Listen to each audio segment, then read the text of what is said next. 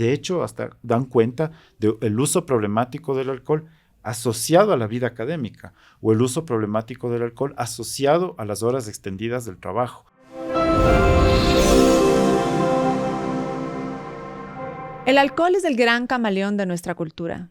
Se disfraza de brindis cuando nace un bebé, de cariño cuando se va un amigo, de éxito cuando se cierra un negocio y de consuelo cuando se cierra una relación. Según el INEC, en Ecuador, la edad promedio de inicio en el consumo de alcohol es de 12 años. En algunos centros de rehabilitación dicen que incluso llega a los 9. En los últimos 10 años, más de 6,000 personas murieron por causas directamente relacionadas con el alcohol en nuestro país. Y estos son solo los que aparecen en el certificado. No cuentan los accidentes, los feminicidios, los suicidios, el cáncer y los infartos, las heridas físicas y del corazón.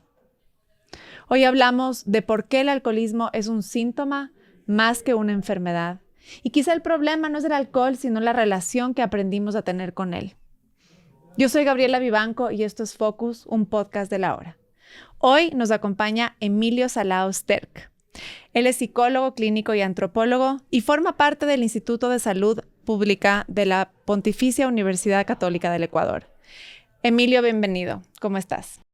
Gracias por la invitación, Gaby. Muy buena introducción. Sí. Muchas gracias por estar aquí. Sí. Lo que decíamos al comienzo, el alcohol es parte de nuestra cultura. Está en el matrimonio, en el bautizo, en un velorio, está en el partido de fútbol de los niños, de los grandes. Brindar es realmente parte del contrato social. ¿Qué dice eso de nosotros como sociedad, esa naturalidad con el alcohol? Decía que es una muy buena tu introducción porque precisamente se conecta mucho con el enfoque con el que trabajamos en el Instituto de Salud Pública esto y como personalmente yo también abordo desde un lugar en mi profesión, que es la psicología clínica, que es hablar de lo psicosocial. Uh-huh. Y eso marca un matiz importante, ¿no? Porque lo psicosocial refiere siempre a la relación que las personas tienen consigo mismas, pero además a la relación que tienen con los demás basadas en esa relación consigo mismas.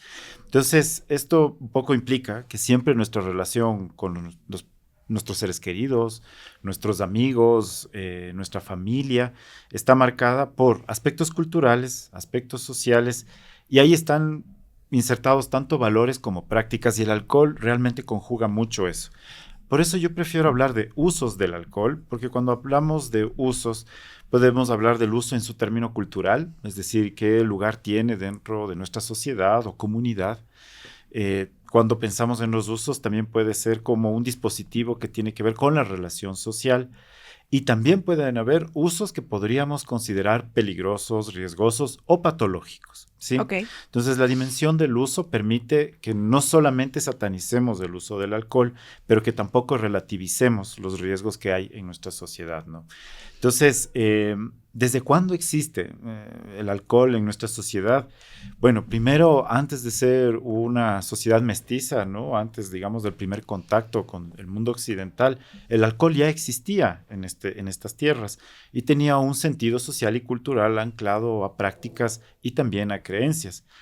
Se piensa que cuando tenemos este contacto occidental ya no, pero en realidad sí, también estaba anclado a prácticas y creencias, pero además los usos empezaron a cambiar en función de algo que creo que sí topa más con lo contemporáneo, y es que ya no se trata del uso solo en el sentido del placer, sino del uso también en el sentido del sufrimiento. Por alguna razón, ahora parece que estamos sufriendo más, por lo tanto necesitamos más artefactos que puedan suplir nuestro sufrimiento. Muchas cosas, entonces vamos de a poco. Ok. La interpretación o el uso que le damos al alcohol. Ya luego llegaremos a la parte de la conversación en la que podemos hablar de en qué momento se vuelve riesgoso y peligroso.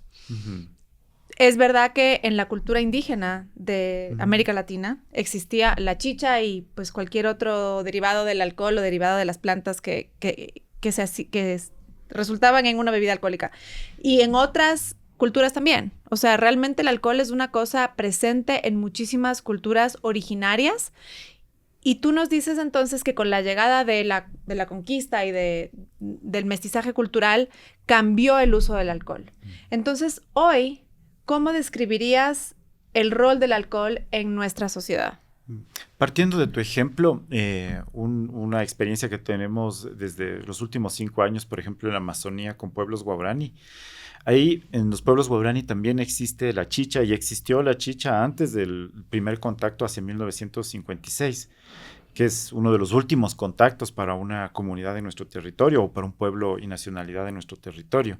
Y lo curioso es que ahora también usan, por ejemplo, la cerveza, también usan el aguardiente.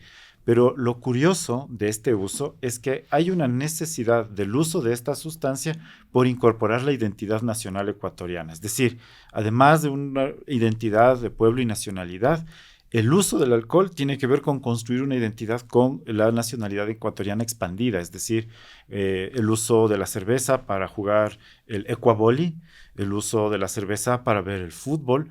Entonces hay un uso cultural, ¿no? Es decir, se trata de usar una sustancia como una forma de adopción cultural, pero es decir, es una elección. Y eso me parece importante, ¿no? Que pensemos en estas prácticas en términos culturales como elecciones. Porque creo que a veces un peligro que corremos en el abordaje del uso del alcohol y de otras sustancias es que parecería ser que los sujetos no eligen, ¿sí?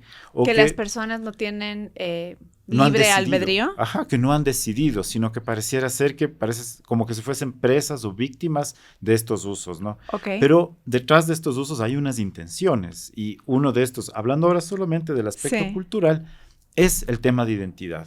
Y ese nos ha llamado mucho la atención.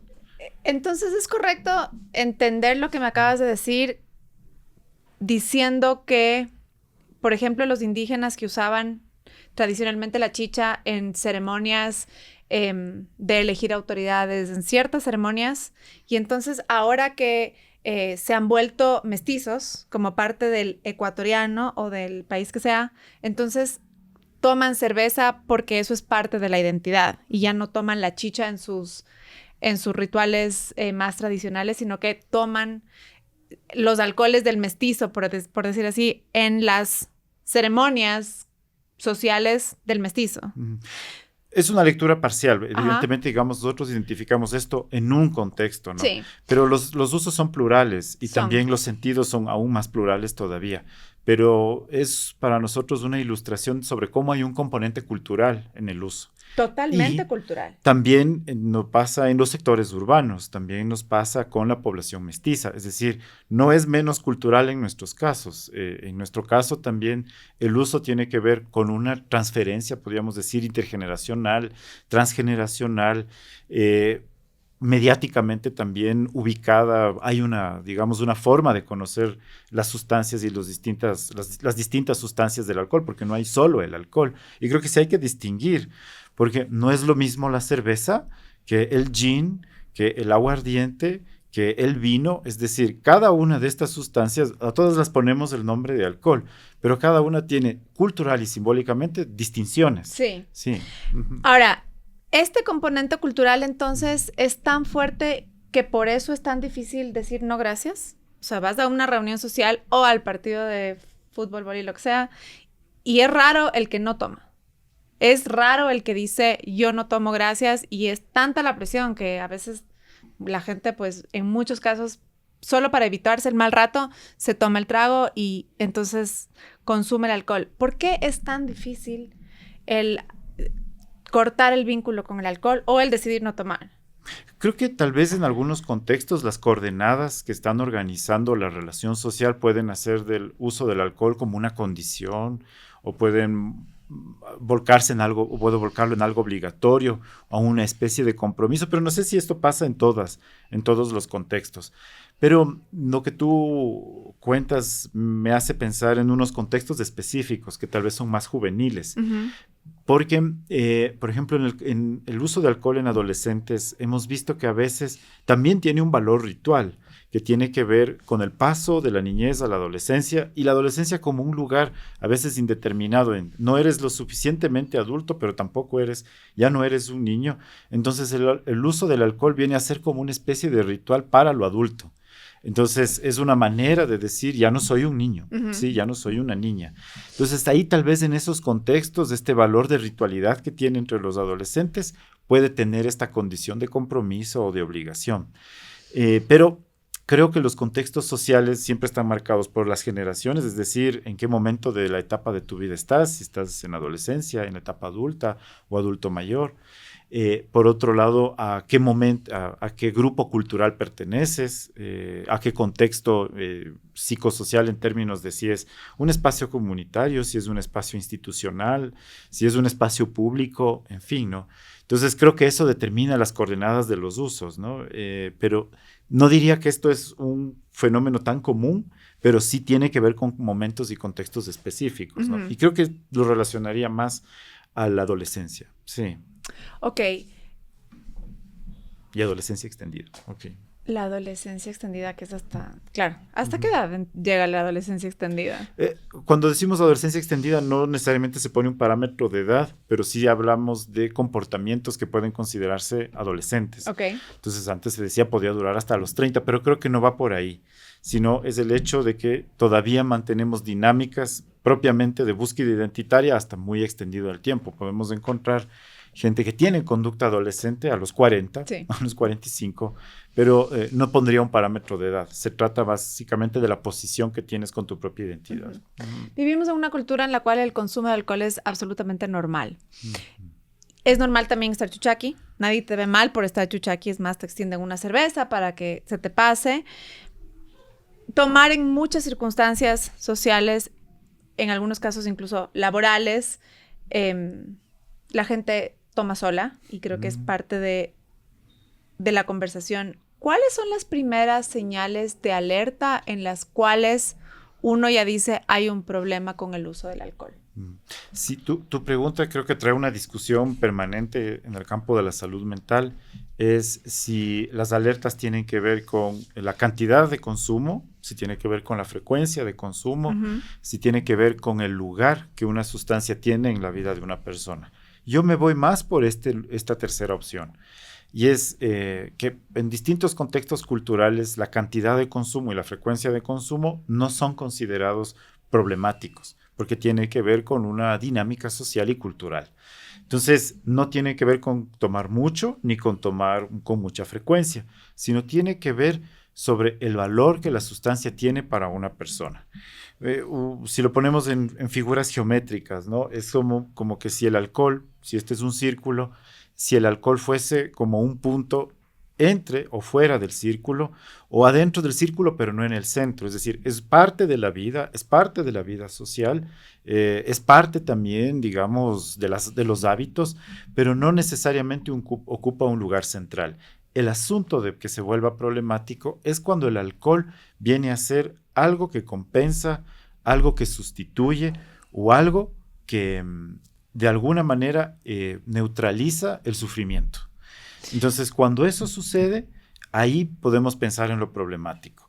Y yo creo que cada vez más nos estamos encontrando con que hay tres contextos importantes. Los contextos interculturales, los contextos académicos y los contextos laborales que dan cuenta de cómo crece el sufrimiento y de que el uso del alcohol y otras sustancias ya no tiene que ver con el placer, o lo que decía Freud, el principio de placer, sino tiene que ver con aplacar el sufrimiento. A ver, entonces, para ver si te sigo. Tú me dices que se empieza a detectar un problema con el uso de sustancias, en este caso estamos hablando del alcohol, pero puede ser otras, cuando tienen una relación central en cómo la persona gestiona su sufrimiento. Ok. Y lo que me venías diciendo hace un rato es que ahora parece que los individuos en nuestra sociedad sufrimos más de lo que sufríamos antes. Sí. Ok, entonces háblame del sufrimiento. ¿Qué ha cambiado en el sufrimiento en nuestra sociedad? Bueno, primero es que nosotros tenemos un paso muy importante entre el siglo XX y el siglo XXI y es en sobre cómo se va configurando la noción de individuo. Y nosotros tenemos una noción de individuo mucho más potente ahora de lo que teníamos hace 20 o 30 años, ¿sí? Entonces, ¿qué ha implicado esto, sobre todo en entornos urbanos? Es que tenemos más una exigencia individual en donde las personas tienen que ser resolutivas, resilientes, deben ser capaces de resolver todos sus problemas, deben ser productivas y si fracasan, el fracaso es estrictamente individual, así como el éxito es estrictamente individual.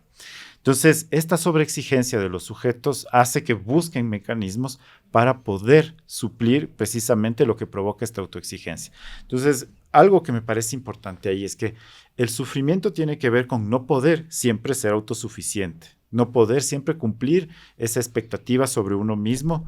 Y, por otro lado, es que ya el uso del alcohol ya no está en función de separarte de la vida económicamente activa o de divertirte, sino de la funcionalidad. Es decir, usar alcohol para funcionar. Entonces, por ejemplo, personas que consumen alcohol mientras están todavía haciendo trabajo en casa, o estudiantes universitarios que toman alcohol para poder terminar sus labores y que de hecho hasta dan cuenta del uso problemático del alcohol asociado a la vida académica o el uso problemático del alcohol asociado a las horas extendidas del trabajo, al trabajo en casa sobre todo. Entonces, vemos que ya se usa para funcionar. Ok. Ajá. Solo hay una pregunta. Uh-huh. Si es que yo consumo la sustancia Uh-huh. para funcionar en esta idea imaginaria que me he hecho de lo que yo tengo que hacer y las expectativas que tengo de mí mismo. Y eso asumo que también aplica en la vida familiar.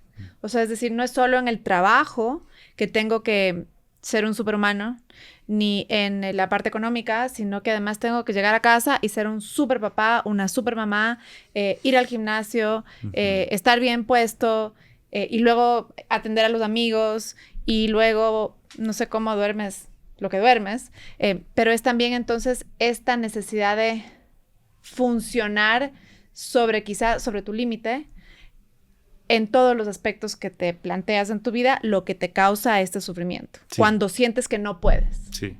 O que es muy difícil. Sí, por eso no es raro que, por ejemplo, en esta expresión que ahora utilizamos, el burnout, que antes solo se utilizaba para hablar del contexto laboral, ahora se habla del burnout en el contexto parental. ¿Hay una traducción en español de este quemarse. Burnout? Sí, quemarse, sí, es el quemarse.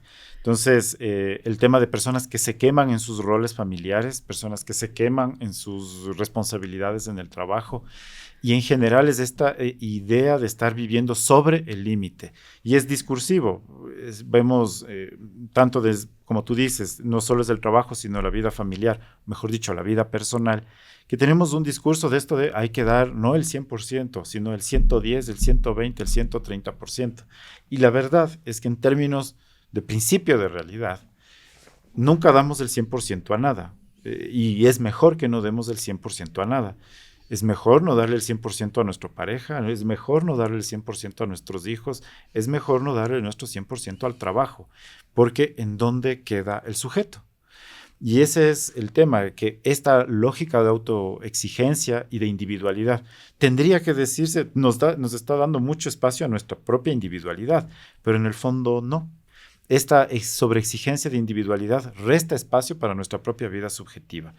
Y está provocando esto. Hay un libro, no es nada nuevo este libro, pero es de Byung-Chul Han, que es el de la Sociedad del Cansancio, que expresa muy bien.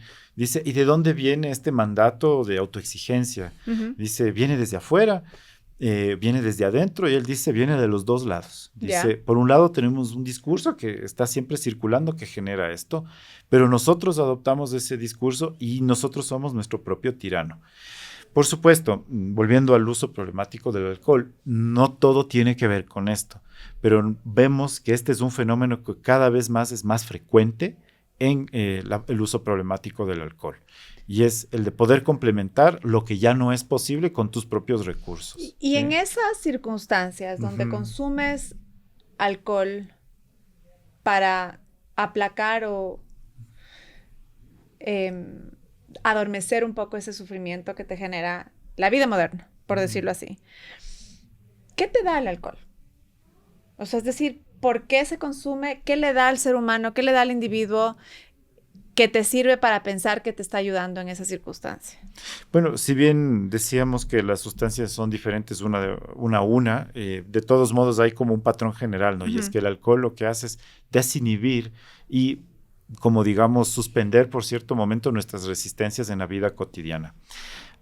A mí me gusta mucho una metáfora que usa un filósofo que se llama Hans Georg Gadamer, que dice que la fiesta, esta actividad que siempre tenemos, es un momento de cancelación sobre cómo son nuestras relaciones normalmente para que en ese momento, en ese espacio, nos relacionemos de otra forma. Y el alcohol funciona un poco como eso. Permite suspender las relaciones en sus términos más formales para poder producir otro tipo de relación.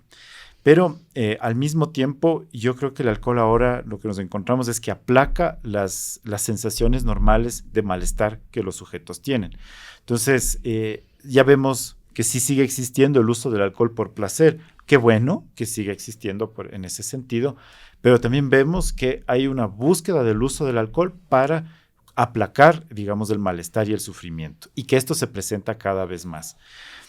Antes, mucho la discusión en la psicología con respecto al tema del alcoholismo tenía que ver si el alcoholismo es una enfermedad o no, ¿sí? Y todavía esa discusión existe. Ya. Yo soy de la posición que dice que no, que el alcoholismo no es una enfermedad. ¿Qué es? Un síntoma. Porque cuando pensamos que es un síntoma, decimos, ¿es el reflejo o es la señal de que hay algo de fondo? Okay. Y lo que está de fondo es esto, ¿no? La dificultad de gestionar el sufrimiento. Entonces, nos encontramos que además vivimos en sociedades que producen más sufrimiento que antes. Hablamos de sociedades que producen más violencia en distintos niveles, sociedades que ya tienen menos que ofrecer, sobre todo a sus generaciones más jóvenes, y que además no brindan un horizonte de desarrollo muy claro, o donde ya ni siquiera puedes pensar en el futuro como algo, como un proyecto de vida. Entonces, frente a esas circunstancias, decimos, las sociedades están produciendo más sufrimiento ahora. Entonces, los sujetos además tienen menos recursos para enfrentar ese sufrimiento. La pandemia del COVID-19 marcó mucho esta sensibilidad por la salud mental y que los ciudadanos de a pie pensemos más en nuestra salud mental. Pero lo curioso es que no crecieron los servicios de salud mental, sino que se sigue igual. Es decir, tú y yo tal vez ahora somos más sensibles a la importancia de la salud mental, pero no significa que por eso tengamos más espacios para poder gestionar nuestra salud mental. ¿Sí? Esa teoría de que ha incrementado el sufrimiento...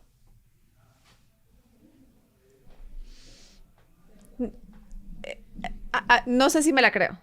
Y solo porque viste toda esta gente que habla de cómo antes la sociedad humana vivía en mucho peores condiciones. O sea, es decir, las mujeres antes no podían incluso en un país como el nuestro, empezando porque no podían votar, no podían tener propiedad, no podían trabajar, no podían ni siquiera cuernearle al marido porque era tu culpa el divorcio y toda la vaina. Entonces, las mujeres, en general vivíamos como condiciones materiales, quizá mucho peor de lo que vivimos ahora.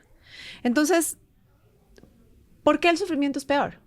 Me pregunto, porque somos más conscientes de lo que podríamos ser y porque además vemos en redes sociales toda esta gente con vidas idílicas y uno se pregunta por qué yo no estoy tan feliz como la influencer que está ahí con un cuerpo perfecto en bikini y su vida perfecta y me comparo más. ¿Cómo lo ves? Sí, creo que tu interpelación es muy válida, ¿no? Yo también me pregunto, digo, si tal vez antes no se sufría, no lo podemos saber, porque también hay un problema con el pasado, hablamos de hace 100 años, es que no hay un registro muy claro sobre las cosas como las vemos ahora. Sí. Entonces, tal vez hay un registro más claro también sobre los fenómenos psicosociales. Pero basándonos en cosas que están presentes, digamos, en nuestra sociedad, como cómo ha aumentado el índice del suicidio en América del Sur, cómo tal vez incluso, por ejemplo, este índice del suicidio que desde 2020 creció y que en general en la región cuesta mucho bajar, ¿sí? Cuesta mucho que disminuya. Lo otro, el incremento más de cuadros depresivos. Y por otra parte, el hecho de que también están produciéndose nuevos fenómenos psicopatológicos asociados a la psicosis y la esquizofrenia, pero que antes no se registraban tanto. A ver, ¿sí? Descríbeme lo que acabas de decir en palabras del mortal. Exacto. Los fenómenos asociados con la psicosis. Hasta ahí te caché. Sí. ¿Cuáles son estos que...? Porque me encanta lo que tú dices que, por ejemplo, esta identificación de lo que ha cambiado en la sociedad. Entonces, sí, puede ser que antes estábamos mejor o no. No importa, porque ya pasó. Lo que importa es el ahora. realmente, y por lo menos para esta conversación. Entonces, ha cambiado este tema de cómo vivimos el sufrimiento. Cuéntame este tema de los fenómenos nuevos que ven en temas de salud mental. ¿Qué se ve? Sí, bueno, primero que antes cuando nosotros veíamos, creo que el mejor ejemplo es el arte. Sí, hay un cuadro de Hieronymus Bosch que se llama La Balsa de los Locos. Entonces, ese cuadro lo que muestra es a personas que podríamos considerar psicóticas o enmarcadas en la locura en un barco. ¿Qué es lo que distingue a estos personajes? Es que viendo el cuadro sabes que están locos por su vestimenta, por sus expresiones faciales. Pero pensemos en un cuadro más contemporáneo, una imagen más contemporánea. Una persona con corbata en su oficina al lado de una copiadora. Una persona caminando o esperando el metro. Es decir, no dirías esa persona está loca. Ahora lo que decimos es que se encuentra, es que ya la locura, como antes entendí, la forma coloquial de llamar a la psicosis es la locura, se veía como una excepcionalidad y las personas que tenían esas condiciones eran excepcionales en el sentido que nos dábamos cuenta que eran personas que tal vez no están apegadas a la realidad, que deliran, que alucinan, ¿sí? Pero ahora es más difícil distinguir. ¿Y es más común? Es más común. Eso se le llama también una psicosis ordinaria, que la locura ahora ya no la viven sujetos excepcionales, sino que la locura la empiezan a vivir sujetos funcionales que trabajan, que estudian. ¿Y cómo se vive esa locura? ¿Cómo viven? ¿Qué pasa en la cabeza de estas personas? La locura refiere, o la psicosis refiere siempre a esta forma que tenemos de relacionarnos con la realidad, con el lenguaje, con los vínculos. Entonces, tal vez ya no vamos a toparnos tanto con personas que deliran y alucinan, pero es a través del análisis sobre cómo se relacionan con los otros, sobre cómo se relacionan consigo mismos, sobre cómo funcionan, entre comillas, en donde descubrimos que ahí está algo obturado, que hay algo que no está funcionando simbólicamente. Entonces, a eso le llamamos una locura ordinaria, una psicosis ordinaria. Y esto se presenta cada vez más. Y algo muy propio de esto es que siempre hemos visto a la locura como una enfermedad. Y ese es lo otro. La locura tal vez no es una enfermedad, es una solución. Pero es una solución frente a algo que amenaza mucho nuestra vida psíquica. Entonces, escogemos volvernos locos para no perder nuestra mente. Suena loco y paradójico lo que te digo. Y quisiera que me aterrices en ejemplos para entender un poco cómo es esta locura. ¿Qué significa? ¿Qué hago yo cuando adopto este patrón de comportamiento? Sí. ¿Cómo veo las cosas o versus la realidad? Sí. No sé, para entender. Hace unas semanas fue el Día Mundial del Trabajo, ¿no? Entonces tuvimos una charla sobre la salud mental del trabajo y ahí es en donde más encontramos estos nuevos fenómenos. Entonces, un caso de una persona, analizábamos ahí un caso de una persona que dice, creo que mis compañeros me van a envenenar. Ya no estoy tomando agua del bidón, no estoy dejando a solas mi comida porque creo que me van a poner veneno en la comida. Evidentemente esta persona vivía en un ambiente laboral muy agresivo y hostil, pero de ahí a que realmente sus compañeros le quieran envenenar era algo que sonaba muy irreal. Al colocar esa posibilidad de irrealidad a la persona, dijo, no lo sé. Dice, no estoy seguro si me lo imagino o si de verdad eso es posible. Curiosamente, todas estas señales darían cuenta de que es una persona paranoica. Lo curioso es que cuando cambia de trabajo y se va a un contexto laboral mucho más sano, estos síntomas desaparecen. Es decir, no necesitó ir a un psiquiatra y tener una medicación, sino necesitó cambiar de ambiente. Por eso decimos, vivimos más en sociedades que producen sufrimiento, producen condiciones de ruptura social, de individualismo, de soledad entre los otros. Y esto es lo que produce que tengamos estas salidas tan agudas para sobrevivir emocionalmente. Y en circunstancias como esas, entonces, ¿el alcohol qué te hace? El alcohol aplaca precisamente esas sensaciones de sufrimiento. Por ejemplo, en muchos casos de burnout en el trabajo, hay precedentes de uso de alcohol, digamos, en términos problemáticos. En contextos interculturales, por ejemplo, en donde existe violencia intrafamiliar e intención suicida, nos hemos dado cuenta que siempre el alcohol está asociado como desencadenante del suicidio, es decir, no es la causa, pero hay un episodio de consumo de alcohol antes de la intención suicida y además que tal vez hay un background de consumo de alcohol problemático antes. No como la causa, pero sí más como el antecedente. Y si lo encontramos como la causa, es una entre varias, ¿no? Entonces, el uso del alcohol está relacionado a problemáticas como esto, a la tasa de suicidio que tenemos en el Ecuador, también está asociado a estos problemas que encontramos cada vez más en los ambientes institucionales como el burnout, y además también está asociado como desencadenante de la violencia intrafamiliar o la violencia de género. Es decir, si debemos observar que su presencia en otras problemáticas también es importante. Y eso es lo necesario de una mirada psicosocial, porque a veces se piensa que el alcohol es el que causa los problemas, pero más bien el alcohol está asociado a otros problemas. Y esto precisamente... Y causa luego otros problemas y más. desencadena otros problemas, ¿no? Entonces, siempre hay una relación paradojal en el uso problemático del alcohol, porque se usa el alcohol para tratar de aplacar o resolver algo o sobrellevar algo, pero al mismo tiempo tiene un efecto de rebote en que agrava los problemas, ¿sí? Total. Y en eso topaste el tema del género. Como tú vas viendo los cambios culturales, ¿qué pasa con las mujeres y el consumo de alcohol en nuestra sociedad moderna? Bueno, no trabajo tanto ese tema, para serte muy honesto. O sea, por ejemplo, cuando pensamos en la salud mental intercultural, vemos mucha más sensibilidad, por ejemplo, de las mujeres hacia que realmente se trabajen las problemáticas psicosociales. Por otro lado, observamos también en los ambientes laborales que los ambientes laborales siguen siendo lugares mucho más, mucho menos saludables para las mujeres que para los hombres. Sí. ¿Sí? También vemos en los ambientes institucionales en general esta dinámica. Y lo que diría es, no sé si las mujeres están consumiendo más alcohol o no, pero lo que sí diría es que el mundo no produce menos sufrimiento para las mujeres. O sea, el mundo sigue produciendo mucho más sufrimiento. Y también en esas circunstancias, la búsqueda de opciones frente a ello, creo que también se topan con lo mismo que se topan los hombres. Hay menos opciones.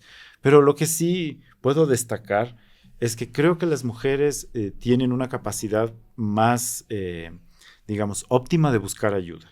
¿Sí? Entonces, por eso va a ser muy común que pensemos que en los servicios de salud mental hay más mujeres, lo que no quiere decir que las mujeres tengan más problemas, sino que las mujeres tienen una capacidad de usar los recursos y redes de una forma en la que puedan cuidar mejor de su salud mental. ¿Sí? Pero sí me quedo con el pendiente de saber si las mujeres... Sí, es súper interesante. En Ecuador no hay mucha data. En otros países...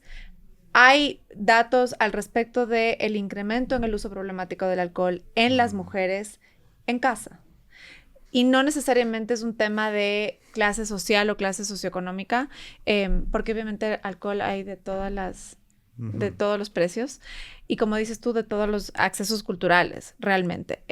Pero además es curioso porque los efectos fisiológicos del alcohol en el cuerpo de la mujer, no solo porque suele ser más pequeña y más liviana que un hombre, pero son exponenciales al respecto de los efectos que hay en los hombres. Incluso hay información ya bastante trabajada al respecto del vínculo que existe entre la propensidad a ciertos tipos de cáncer y el consumo frecuente de alcohol, que no necesariamente es un consumo excesivo, sino más bien muy frecuente del alcohol en las mujeres. Entonces, por eso te preguntaba a ver qué se ha visto acá. Y al respecto de los ritos de iniciación que hablabas tú, los adolescentes, cuando se inician en el alcohol. No sé si has visto alguna diferencia de patrón entre los hombres o las mujeres, o todos arrancan por igual consumiendo alcohol. Creo que siempre este comportamiento más peligroso, riesgoso, está mucho ubicado en lo masculino. ¿Sí? Por ejemplo, mucho de la sociología de los cuidados y de lo psicosocial de los cuidados refiere mucho a cómo en la dinámica masculina y sobre todo la dinámica masculina heterosexual hay siempre una tendencia más autodestructiva, ¿sí? Y eso es curioso. Hay un antropólogo, sociólogo mexicano, Guillermo Figueroa, tiene una expresión, tal vez esta expresión no se puede usar aquí. Todo se puede usar aquí. Ok, que dice morir a lo pendejo. Ok. Que refiere a que la mayoría de los hombres mueren por causas que pudieron haberse evitado, como accidentes de moto, accidentes de tránsito, eventos violentos, enfermedades crónicas desarrolladas a partir de los hábitos, y que esto es mucho más frecuente en hombres. Ok. Entonces, lo ubicaría ahí, ¿no? Primero que, si bien, digamos, los rituales de iniciación pueden ser comunes para hombres y mujeres, y los ambientes de iniciación son mixtos, pero sí es evidente que siempre en lo masculino hay una tendencia más a la autodestrucción que en lo femenino. Que no quiere decir que las mujeres no tengan un impulso autodestructivo, Sí. porque el impulso autodestructivo es humano. ¿Sí? Y eso está presente en todos los seres humanos, en distintas formas. Y el alcohol a veces se asocia a esa búsqueda autodestructiva que nos diferencia del mundo animal. ¿Qué me puedes decir sobre los factores de propensidad al alcoholismo? Es decir, ¿existe un factor familiar genético? Y puede ser familiar de comportamiento de lo que viviste en tu familia, de los patrones que viviste en tu casa, del patrón de consumo de alcohol en las familias, al respecto de si es que tienes más o menos propensidad de volverte alcohólico o tener un uso problemático del alcohol, y también la edad de iniciación, porque he leído algunos estudios donde dicen que el probar alcohol por primera vez antes de los 14 años sí se considera un factor de riesgo para desarrollar alcoholismo en la edad adulta. Bueno, primero, una discusión muy central de las adicciones, voy a hablar de ese concepto, es que se encontraba que muchas de las personas que viven problemas de adicción al alcohol u otras sustancias dan cuenta de que en su historia vital hay problemas vinculares con sus relaciones fundamentales, lo materno y lo paterno. Y mucho en las adicciones se presenta esta idea de que el alcohol viene a sustituir esta sensación de descompensación en los vínculos fundamentales.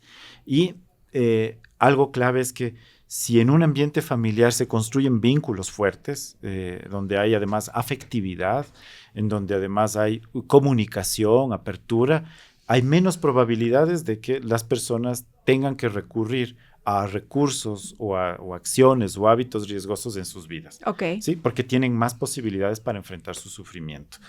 Vamos con algo, un ejemplo que, si bien se da en un contexto intercultural, yo pienso que tiene que ver con lo general. La frustración amorosa en los adolescentes. ¿Sí? La frustración amorosa en los adolescentes es más sobrellevable si el adolescente tiene con quién hablar. Pero si no se lo puede contar a mamá porque se va a enojar o se va a escandalizar, o no se lo puede contar a papá porque va a pensar que no es lo suficientemente hombre si es un chico, o va a disminuir o va a invalidar su vida emocional, entonces ¿a quién se lo va a poder contar? Entonces, tenemos el círculo social, los amigos, las amigas son importantes, podemos acceder a servicios de salud mental si queremos hablar de nuestras frustraciones amorosas, pero no es que un ambiente óptimo es ausente de frustración, sino que un ambiente óptimo es que tenga posibilidades para manejar la frustración y el sufrimiento, que haya dónde hablar de las cosas. ¿Y por qué hablar si sirve de algo? ¿No? Porque me dice, que haya dónde hablar y que tengas una respuesta positiva del otro lado. Que seas escuchada, que seas escuchado, es muy, muy importante.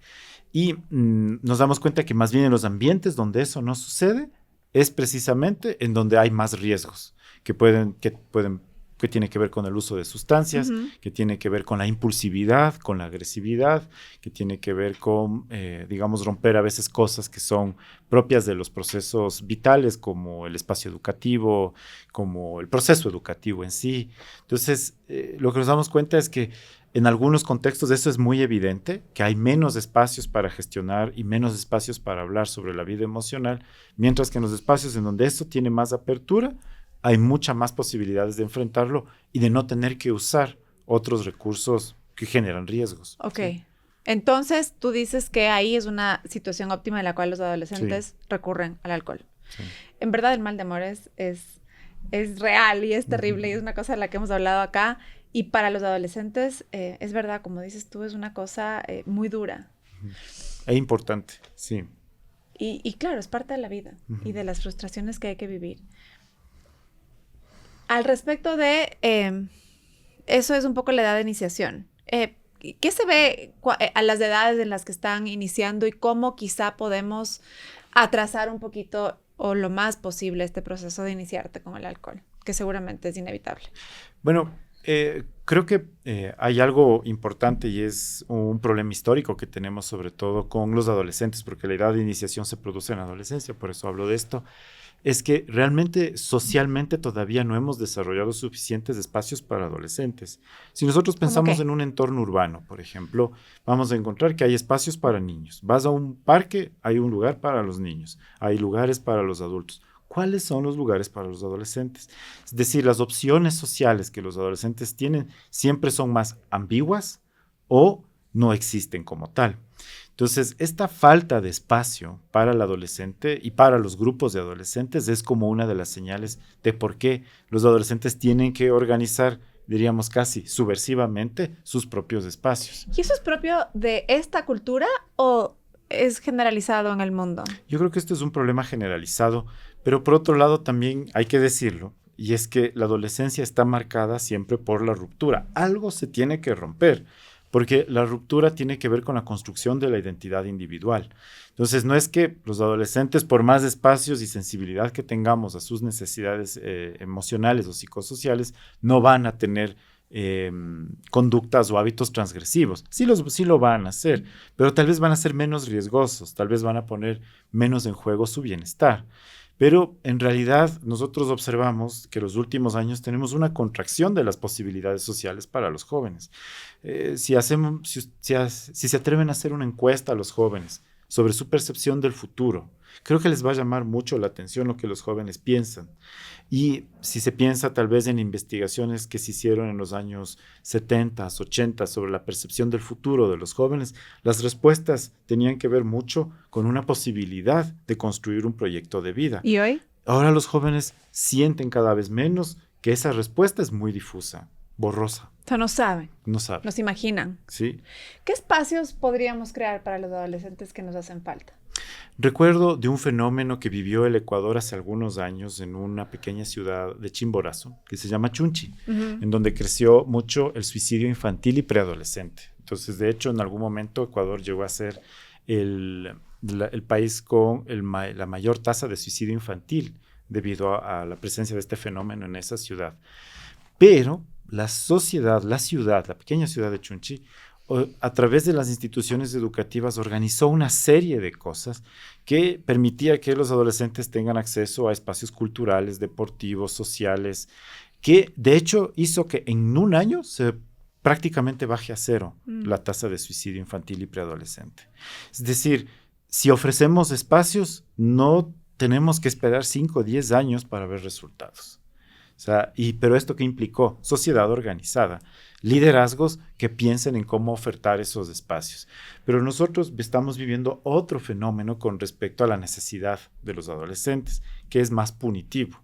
Por ejemplo, la discusión permanente en la asamblea y en los sistemas de justicia de si ahora a los adolescentes hay que juzgarlos como adultos en el caso de las transgresiones de las leyes. Esta es una pequeña señal de dónde estamos ahora ubicados. Entonces, menos opciones. En vez de estar tramitando proyectos para construir espacios de convivencia, de deporte, especialmente, sí, de espacios culturales y demás. Sí. Es un excelente punto el que haces. Sí, y que está mucho en el campo de la prevención. O sea, en el 2024, tal vez ese dato tengo que corregir, salió la nueva ley orgánica de salud mental, creo que es 2025, pero ahí se ve que hay algo clave de esta ley es el tema de promoción y prevención de la salud mental, que generalmente se entiende solamente como el tema de psicoeducación y no va por ahí. No se trata solamente de que exista más espacios psicoeducativos en los colegios, en las instituciones educativas, universitarias, no va por ahí. Es que realmente se promueva más espacios para los jóvenes. Y ahí se construye la prevención, que no quiere decir es anticiparse al problema, sino construir ambientes que realmente permitan a los jóvenes pensarse socialmente, en pensar en sus futuros, en su futuro, en sus afinidades sociales y culturales, ¿sí? El alcoholismo es una condición o un síntoma, me dijiste tú, sistémico en realidad, ¿no es cierto? Cultural. ¿Se puede mejorar tu relación con el alcohol o dejar el alcohol cuando la gente a tu alrededor continúa con esos patrones que a ti te llevaron a esa situación de consumo problemático? Puede ser difícil para una persona que ha estado en un entorno social donde el uso del alcohol es legítimo, porque en nuestra sociedad el uso del alcohol es legítimo. ¿Difícil o imposible? Difícil, no diría imposible. Pienso, por ejemplo, en jóvenes, no adultos, adultos de 40 años que están de 35 a 45 años. Jóvenes de 40 años. Jóvenes de 35 entre 35 y 45 años que están presentando cada vez más este cuadro de hipertensión y diabetes tipo 2, que tiene que ver mucho con hábitos, entre ellos el uso del alcohol. Aunque no hayan registrado un uso problemático del alcohol, sino que es el uso del alcohol más una alimentación inadecuada, más falta de actividad física, etcétera, ¿no? Y que dicen que cuando ya tienen el cuadro, digamos, diagnóstico de hipertensión y diabetes, no saben a qué espacios acudir para encontrarse con otros adultos que tengan estos mismos hábitos. Entonces, ahí un poco pongo este ejemplo, porque algo clave de esto es que los adultos también necesitan tener espacios alternativos. Por ejemplo, en la ciudad de Riobamba, una ciudad que también ha sido muy afectada por el uso problemático del alcohol, creo que fue el año anterior que inauguraron un nuevo bar, en donde es un bar, discoteca, sin alcohol. En Quito también hay algunos espacios sin alcohol. Entonces, como que se empieza a mover eso, pero no es suficiente, no solamente es en dónde vas a divertirte en la noche, sino tal vez también estas otras alternativas de espacios. Eso sí, y ese es el tema, no creo que el alcohol deba volverse ilegítimo socialmente. ¿No crees que haya que satanizar el alcohol? En absoluto. Pero lo que sí creo es que sí hay que ofrecer más cosas y más espacios también para los adultos.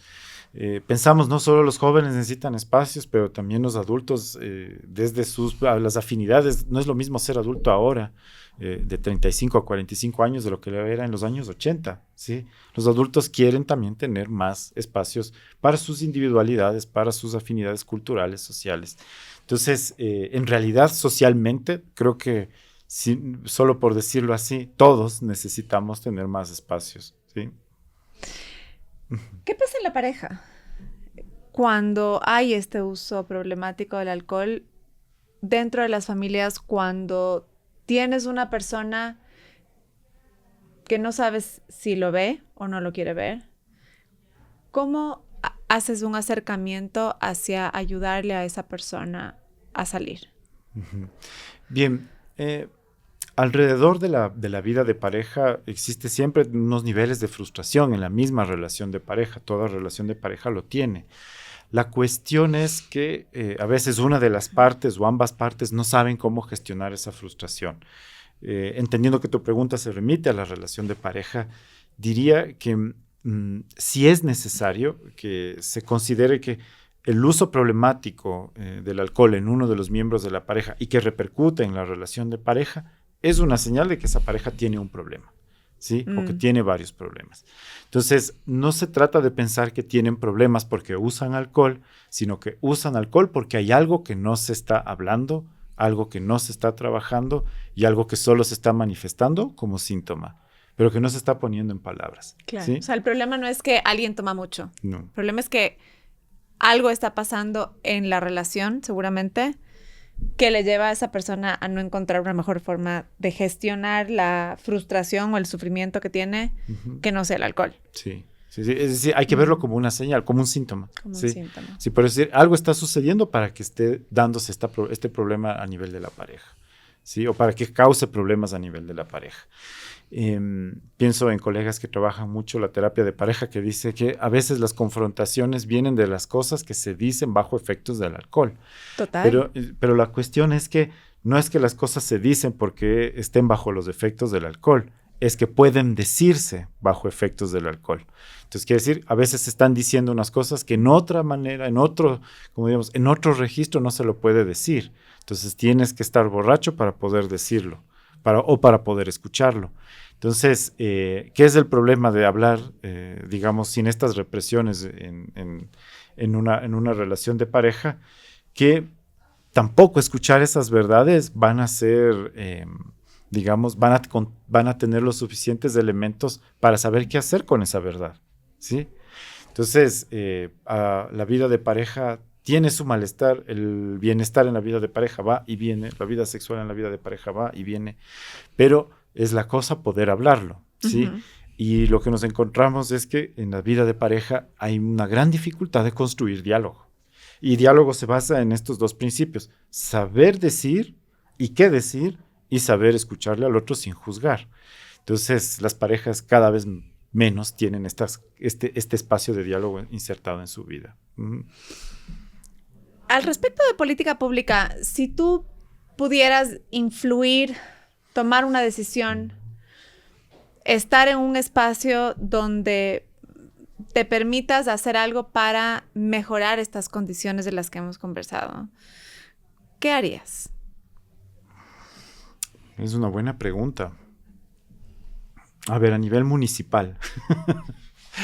A nivel municipal, creo que necesitamos recuperar la vida nocturna en las ciudades, ¿sí?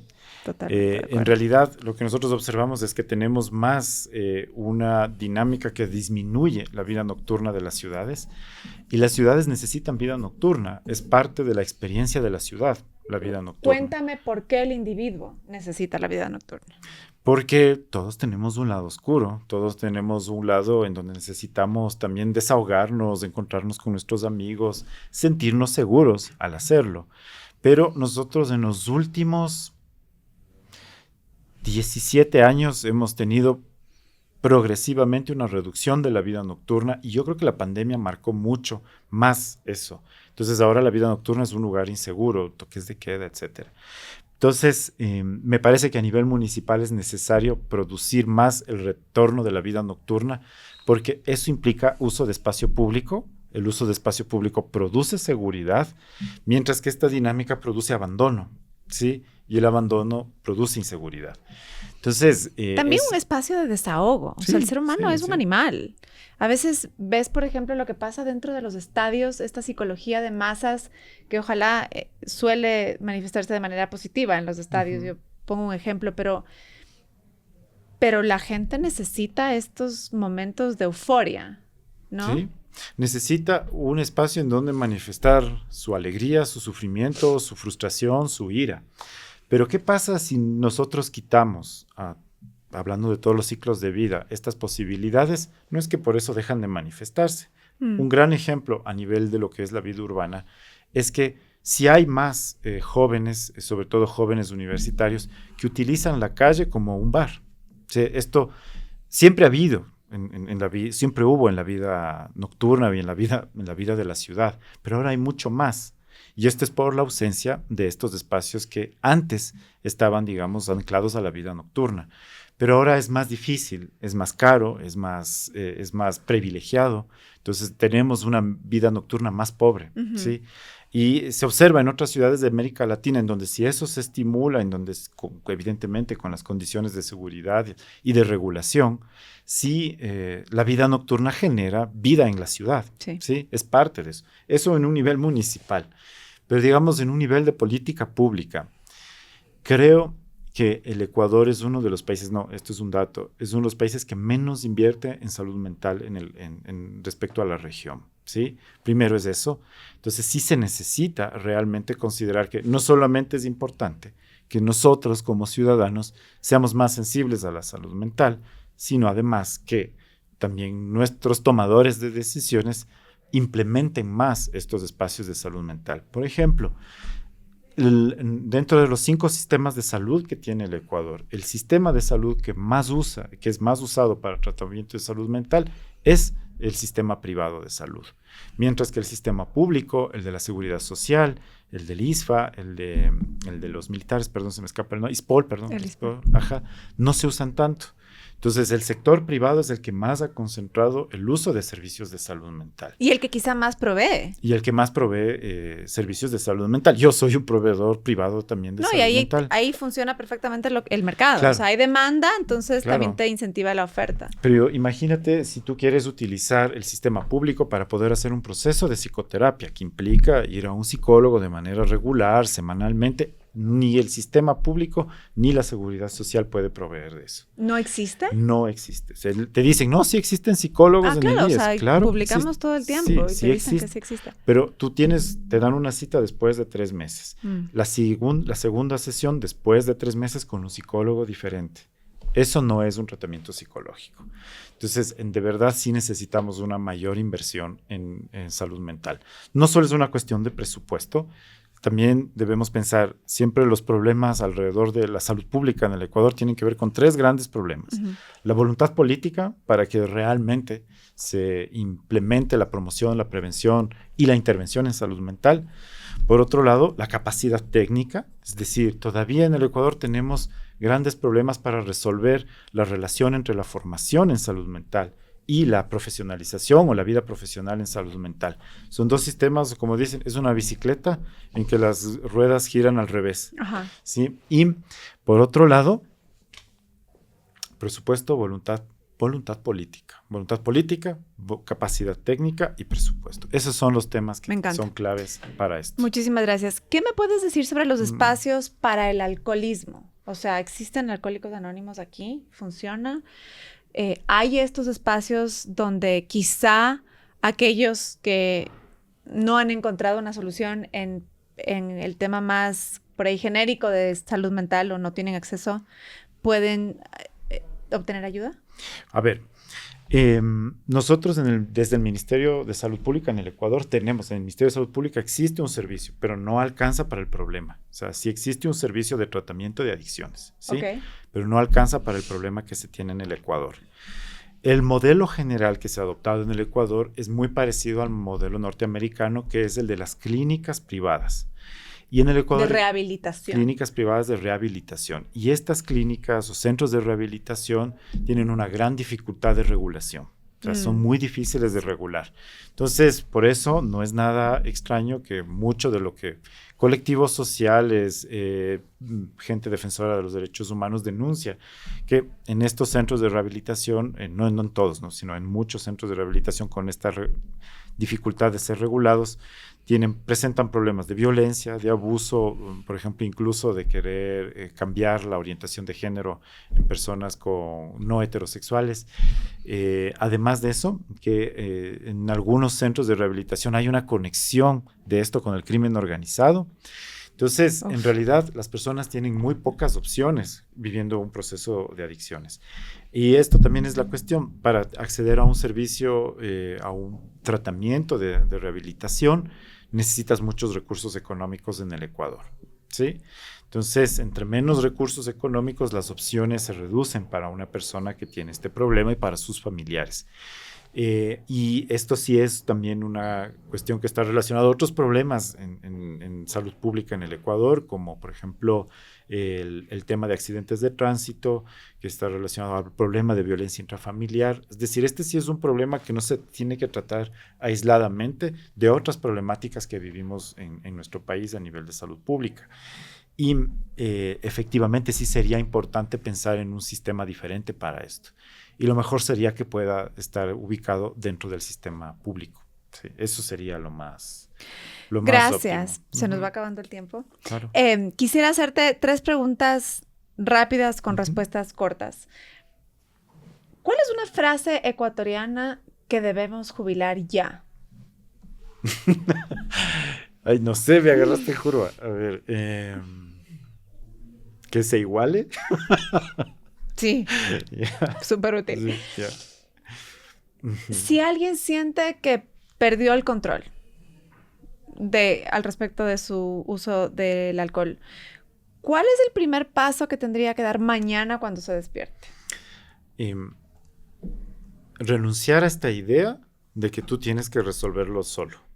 O sea, no tienes que mantenerte en esta idea de que cuidar de ti mismo, o no, pedir ayuda es indigno o pedir ayuda es un signo de debilidad. Pedir ayuda es una capacidad. Sí. ¿Qué le dirías a una familia que tiene un adolescente que arranca con un consumo excesivo y problemático del alcohol desde muy temprana edad? Que algo está diciendo con ese consumo y que eso necesita convertirse en palabras. Entonces hay que abrir un espacio para hablar. Gracias. Para finalizar, ¿dónde podemos encontrarte? Cuéntame un poquito del instituto, del trabajo que tú haces, por si es que alguien quiere también acceder por ahí al contenido, a los estudios o a la información que Sí, tú el produces. Instituto de Salud Pública está en la Universidad Católica, es un centro de investigación en salud pública en distintos temas. Tenemos también nuestras redes sociales como ISP PUSE en Facebook y en Instagram. Nuestros temas de investigación son realmente bastante amplios. Yo estoy a cargo de temas de salud mental, pero se trabaja seguridad alimentaria, salud intercultural, inequidades en la salud, también el diagnóstico temprano del cáncer y otros temas, ¿no? Entonces ahí pueden encontrar toda nuestra producción. También mucho de las cosas que promovemos para el contacto también con un público más amplio. Y en general, digamos, el Instituto de Salud Pública lo que se enfoca es a establecer, digamos, estas relaciones a largo plazo con tomadores de decisiones para desarrollar evidencia e investigación que sirva para tomar decisiones. ¿Sí? Muchísimas gracias, Bueno, Emilio, por tu un tiempo y por gusto, estar Gaby. aquí. Sí. A ti que nos escuchas en Spotify, nos miras en YouTube, muchísimas gracias por acompañarnos. Esperamos que esta conversación te haya servido y que te resulte útil. Por favor, compártela porque nunca sabes cuándo puedes llegar en el momento preciso a una persona que la necesite para cambiar o mejorar su vida. Gracias por permitirnos caminar contigo. Esto fue Focus, un podcast de la hora. Hasta la próxima.